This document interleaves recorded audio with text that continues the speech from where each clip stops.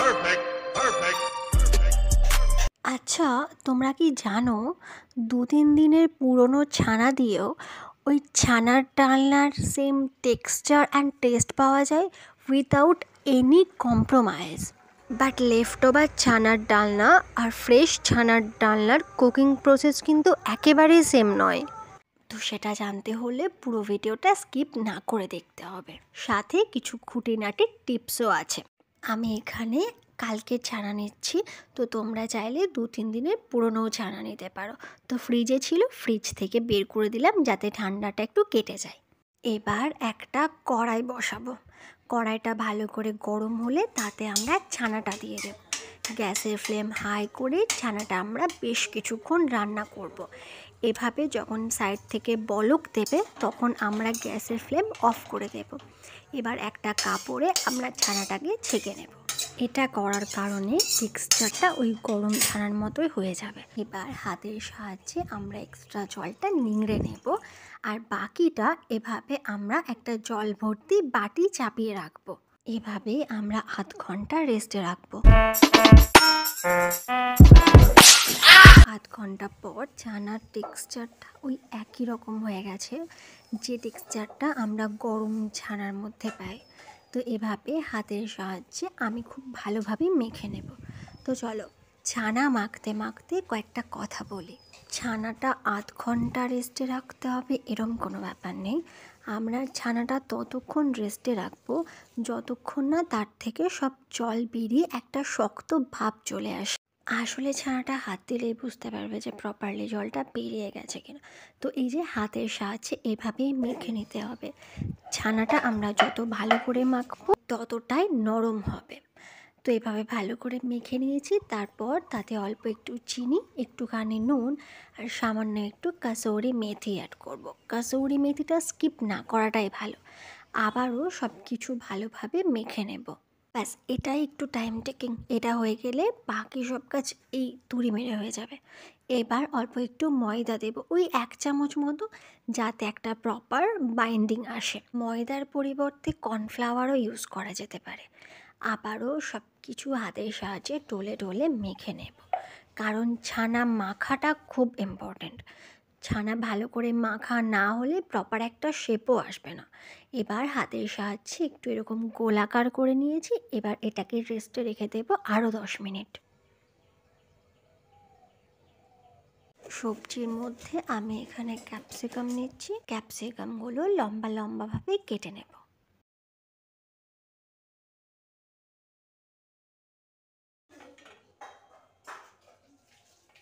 Tomato তো must be. Almost আমি সব রান্নায় টমেটো ইউজ করি, cause I love tomato. Tomato দিলে গ্রেভিতে কেমন যেন একটা সুন্দর টেক্সচার আসে, আর সাথে টেস্টটাও অনেক গুণ বেড়ে যায়।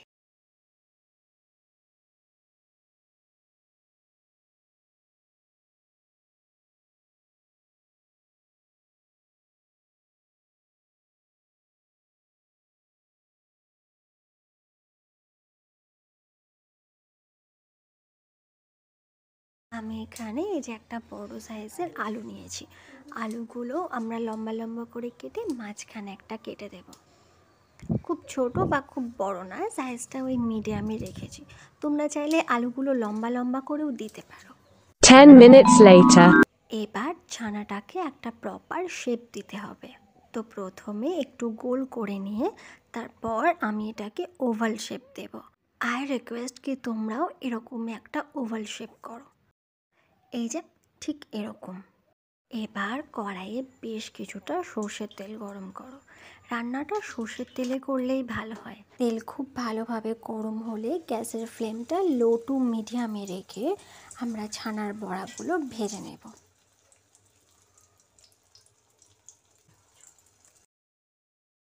এক সাইডটা ভাজা হয়ে গেলে আরেক সাইডটা উল্টে দিয়ে আমরা গোল্ডেন ব্রাউন হওয়া পর্যন্ত ওই একইভাবে সব বড়াগুলো ভেজে নেব।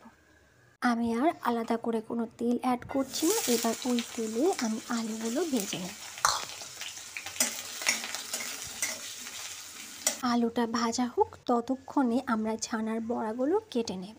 যদি তোমরা ছানার বড়াগুলো একেবারেই কাটতে না চাও তাহলে প্রথমেই শেপটা ছোট করে নিও, তবে ছানার বড়াগুলো কেটে দিলে টেস্টটা আরও বেশি ভালো হয়। তো একবার এভাবে ট্রাই করে দেখো। একবার ওই তথাকথিত ছানার ডালনার রেসিপি থেকে বেরিয়েই দেখো না, ক্যা পাতা এটাই তোমাদের বেস্ট অ্যান্ড ফেভারিট রেসিপি হয়ে ওঠে।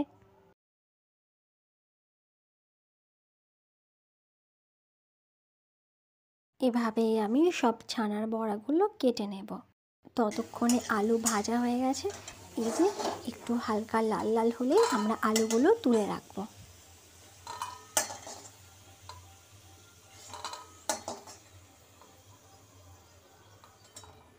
এবার তাতে আরও একটু তেল অ্যাড করলাম, সাথে দারচিনি আর একটা থেতো করা এলাচ আর একটা তেজপাতা ফোড়নে দিলাম। ফোড়ন থেকে খুব সুন্দর একটা গন্ধ ছাড়তে শুরু করলে আমরা তাতে কেটে রাখা টমেটোটা অ্যাড করব।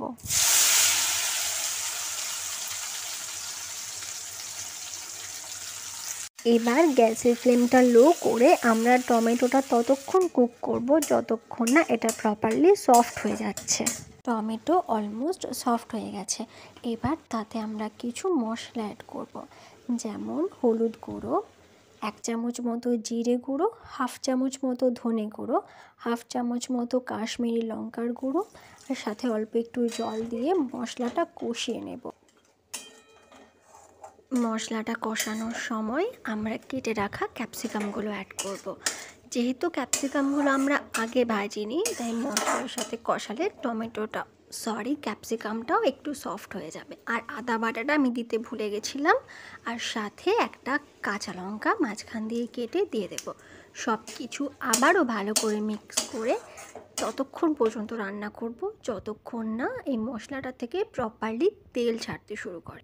খুব সুন্দরভাবে তেল ছাড়তে শুরু করেছে, আর এর থেকে বেশি কষানোর দরকার নেই। এরপর তাতে আমরা ভেজে রাখা আলুটা অ্যাড করব, সাথে অল্প নুন।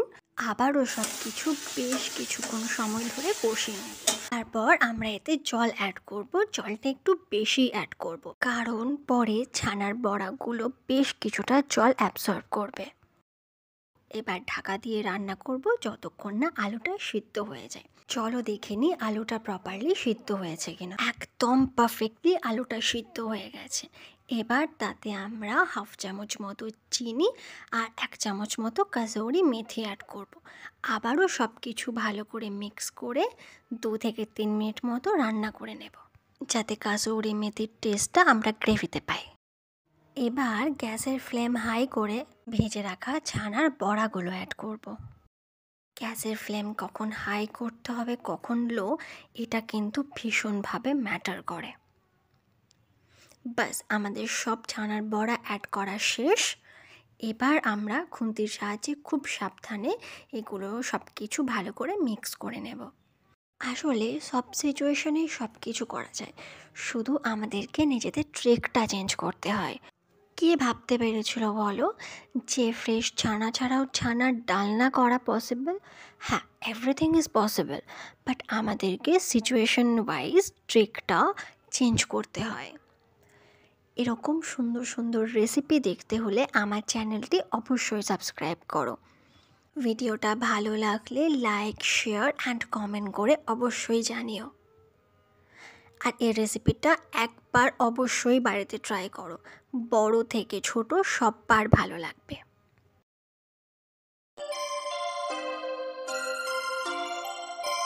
Perfect, perfect.